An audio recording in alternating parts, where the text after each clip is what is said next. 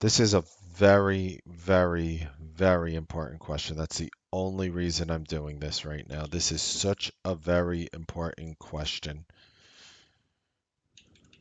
All right.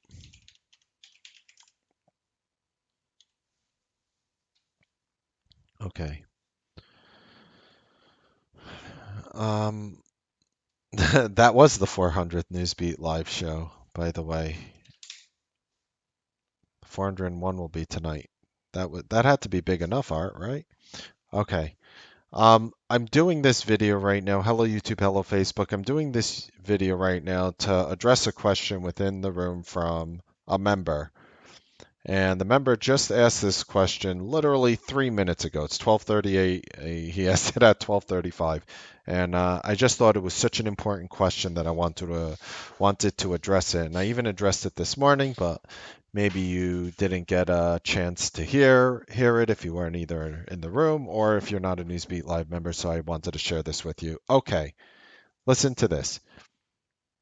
I am struggling with the risk 1R to make 1R, 2R, etc. If I don't have a fixed risk, how do you suggest I share size? Or size, how does he size his positions? After 6 years of trading, I was always taught, as you said, to risk 1R to make 2R. All right. The problem with that strategy is that it just fails for just about every single human being on the planet.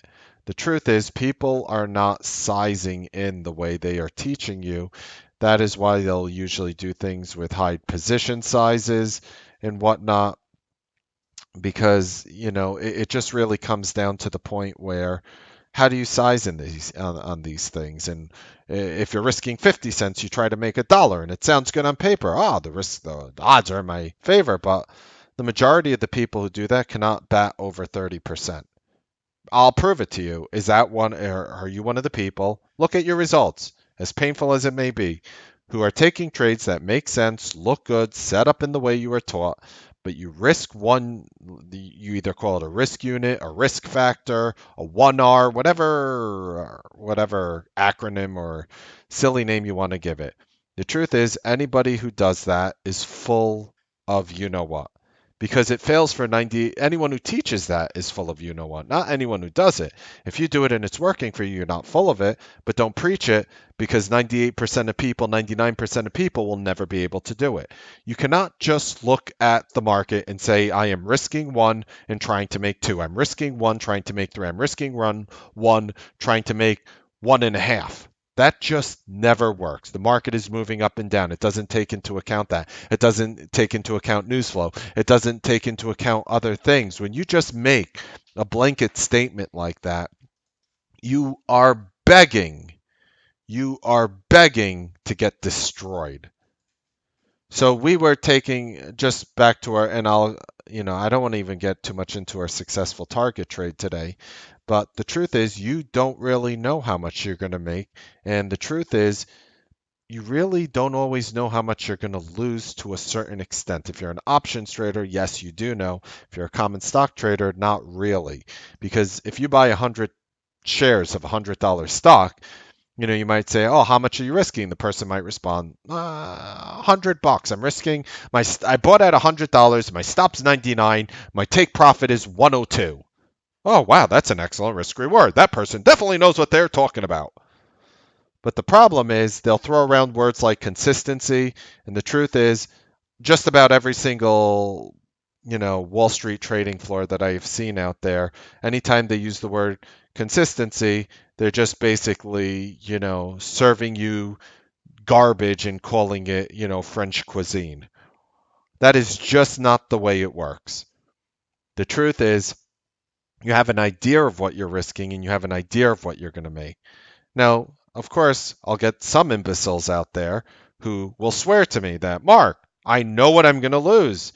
I bought at 100, my stop's 99, minus whatever commissions. I know I'm losing a point on whatever number of shares, 100 shares, I'm losing $100 if I'm wrong. You don't know what you're talking about, Mark. Okay, really?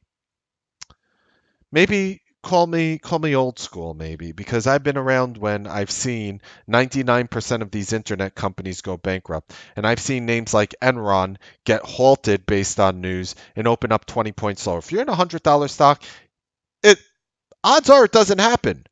But are you telling me there's absolutely no chance in the world that your stock has some whatever negative news pending, stock has a halt and it opens up at $70 or $80 or $60 or $50? You're telling me that's impossible? You tell me that's impossible, and I guarantee you I could show you 1,000 traders who will not only tell you it's possible, but say they've experienced that.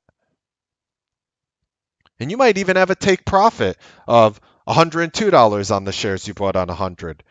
And you're telling me news pending doesn't come out positive and the stock opens up at 110, 120, 130, and you made a lot more than you thought? Of course that's possible. The problem with risking one to make one is traders have to understand that their hit rates using the majority of strategies out there sucks.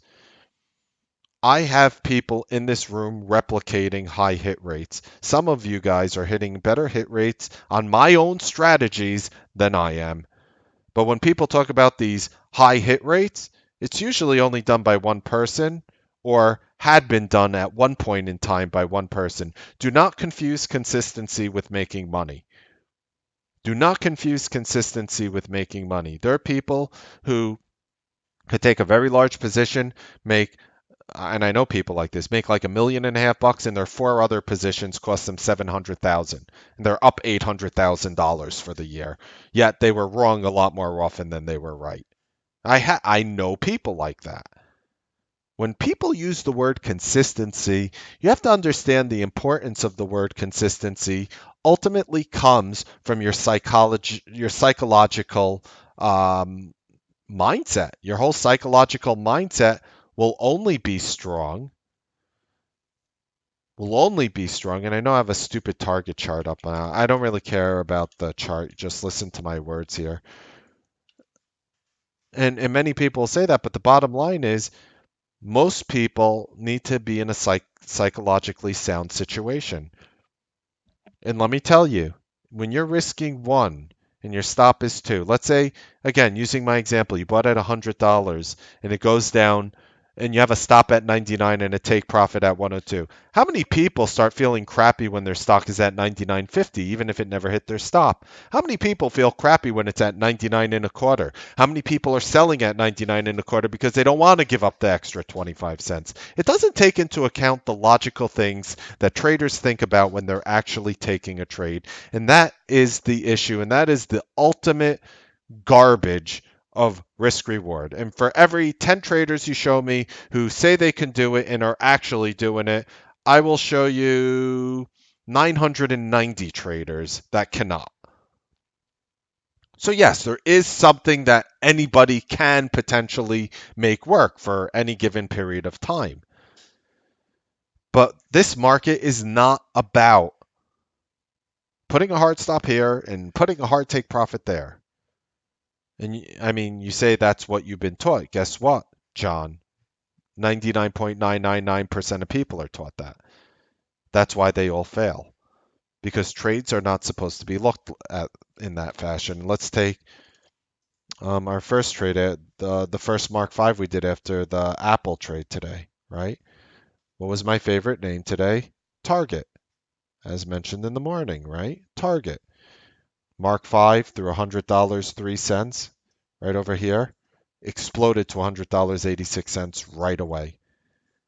Now, what was your risk on this trade? I could go back and look at this chart and say you buy through $100, 3 cents. You could risk it to 99.70. You could take like a 33-cent risk, looking back. But let's just be honest. And I'll prove it to you right now based on the room. How many of you guys had a hard stop in Target right after you bought? And the stock exploded up in your face and you were doing great. How many people put in a hard stop? Now, maybe someone trailed you. So I'm not talking if you sold some and trailed the rest. I mean, you literally at that point, after you're in and it exploded in your face, your next thought was not to say, woohoo, I just crushed it. Your thought was to say, I'm going to put in a stop at 99.70 and hope it goes higher. I didn't put in a stop. Ooh, Mark, how do you not put in a stop? That's such a rookie move. Yeah, seriously, you're gonna tell me that? You're gonna tell me that? Stops are important for everything. Lies. Knowing what you could lose is important for everything. Hard stops are for suckers. Oh, I can't believe Mark is saying that. What kind of risk management does he have? I was taught by this person who makes a lot of money that hard stops are good. Yet, I am the person who cannot make a single penny following any of these strategies ever, and there's nothing being done to help me get there. Is that what you're telling me? Is that what you really want to tell me? You want to tell me that nonsense? You want to tell me that nonsense? Okay. Keep trying, bro. I'm rooting for you.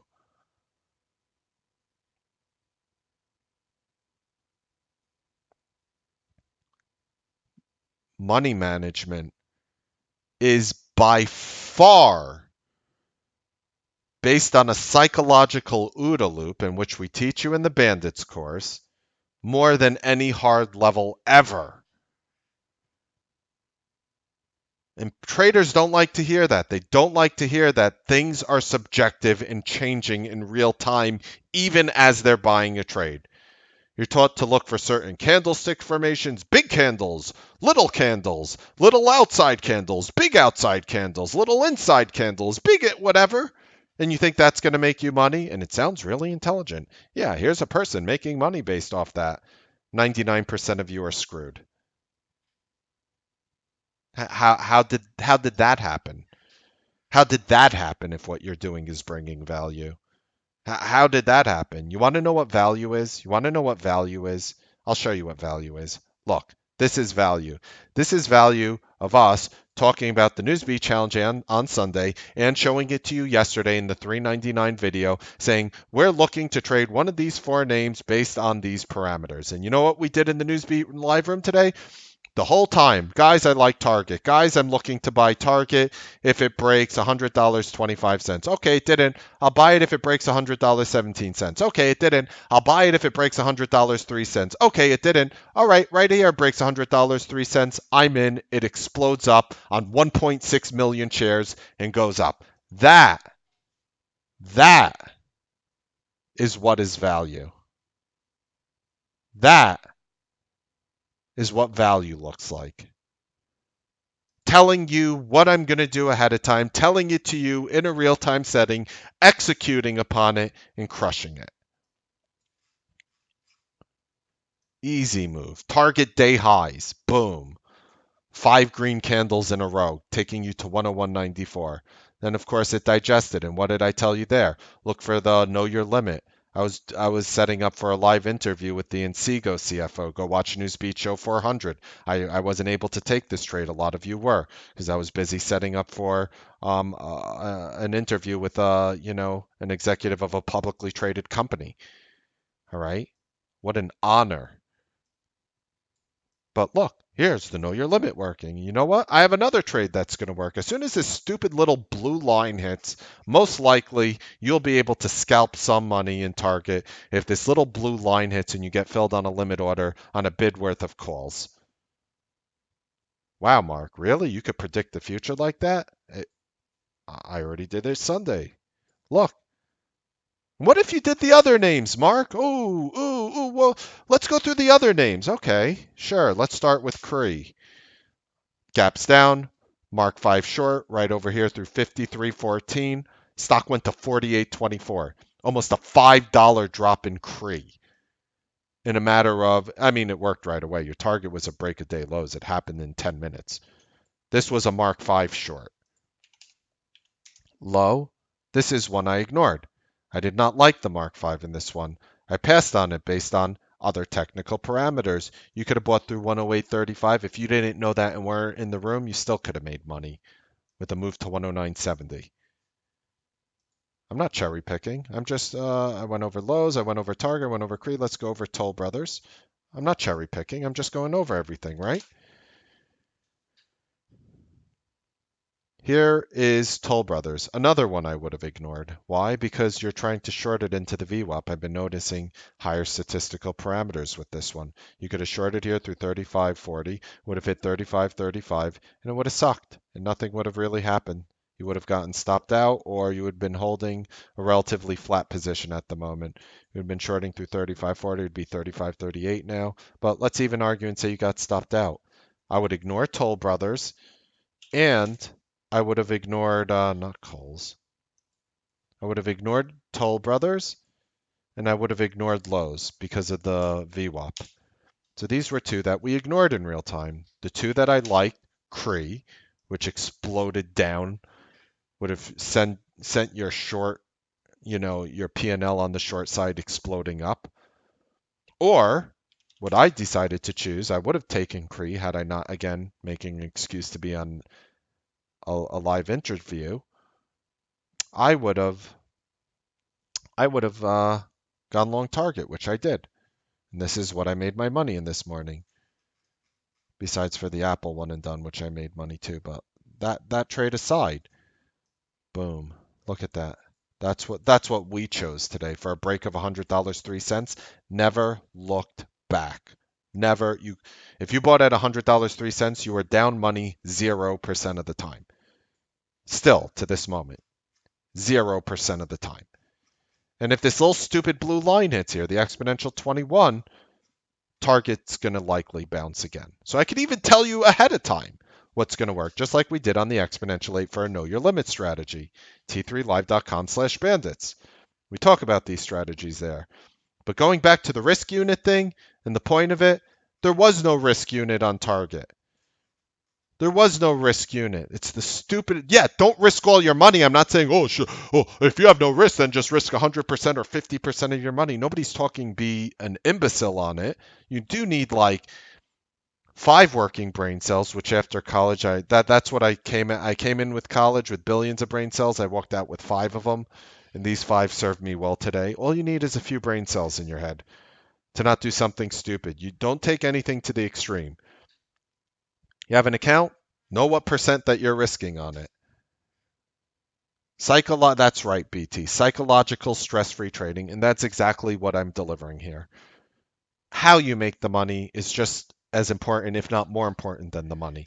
You think money is the most important part of trading. How you make it is the most important part of trading. Are you up all night watching your overnight positions? Are you stressing throughout the day praying that your stocks come back up? Are you being more of an ass to the people around you because you're stressed from trading?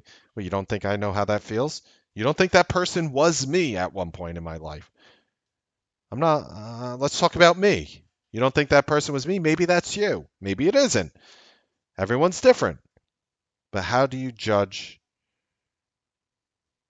How do you judge that? So when it comes to, well, how do I change my mindset, Mark? Now that you told me and shown me that this one risk unit, one risk reward, one risk factor, one risk cube, I don't know, call it Susan if you'd like. One risk Susan versus two risk Susan profits. Call it whatever you like. I don't really care. Everybody has a cute name for everything in the market. But here's the bottom line. Like, if you're not running with the psychological OODA loop in which we taught you, which actually tells you to analyze the situation in a real-time basis, you're just enjoying somebody sugarcoating garbage and telling you it's cotton candy.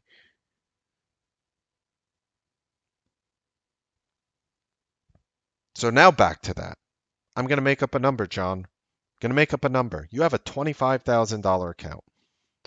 Let's say I have a $25,000 account and I'm looking to do options in Target.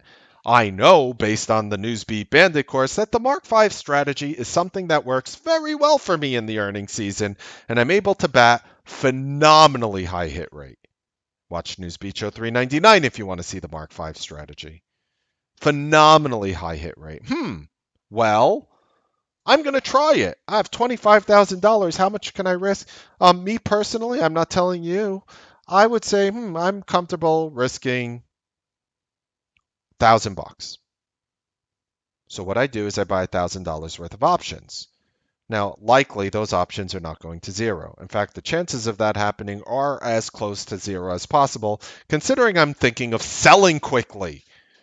Target would have to drop 25 points in my face, and I guarantee you those calls still wouldn't be worth zero because of the implied volatility. So you don't really know what you're risking. Yeah, I'm risking $1,000, but you'll pretty much almost never, most likely never take $1,000 loss, short of that one story in which Wall Street will remember forever.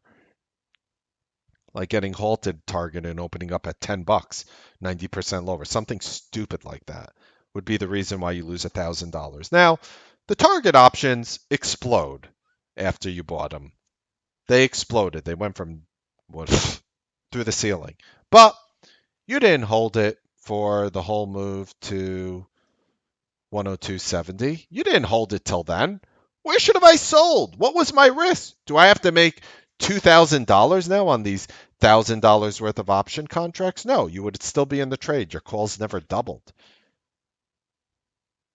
Actually, they might. No, actually, they did double, but you would have had to hold to like the day high in order to accomplish that. You didn't do that. You were just selling as it broke day highs here through $100.86. Maybe you left a little runner on. Maybe you sold 10 minutes later. Maybe you held it better than I did. Why don't we go there?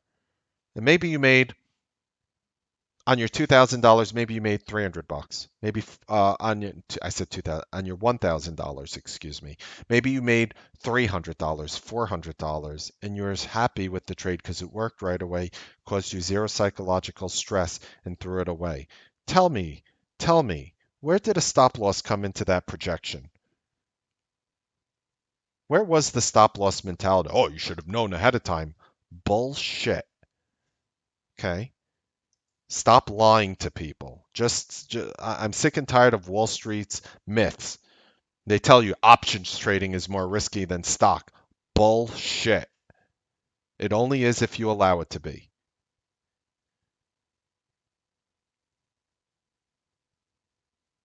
Jumping off a step stool onto the floor isn't that risky compared to jumping off a building, right? Doesn't mean jumping is more risky than, something else. Whatever. You get my corny analogy that I screwed up. Okay. So well, right, to a bigger extent. The only thing taken away, Dan, from your example is stock halts and opening up at different levels, because the options, considering you're not naked short options, would be far less risky. But yeah, you can make the risk whatever you want. You could, again, call it Susan if you'd like. I don't care what you call it. The point is, are you taking a trade that works in today's environment that is most likely to pay you? And are you taking it, and are you taking the money, extracting it, while ignoring all the other stupid nonsense that worked maybe 10 years ago, 20 years ago, 5 years ago, but not today? If I'm at the point today where I could show you what I would trade, and I didn't know what the 5-minute charts of these would look on Sunday evening, last Sunday when I gave you this for this week. I just ended up liking Target and Cree because I used the VWAP. And now people will say, oh, VWAP doesn't work, right? Well, guess what, genius? I happen to just call two of the best four ideas that I had today and would have easily strike 2 for 2. I only striked 1 for 1 because again, I was on the conference with Inseego, but the two names that I focused in based on the setup was Cree and Target. What a coincidence! Both Mark Fives. You could have crushed it. You could have crushed it.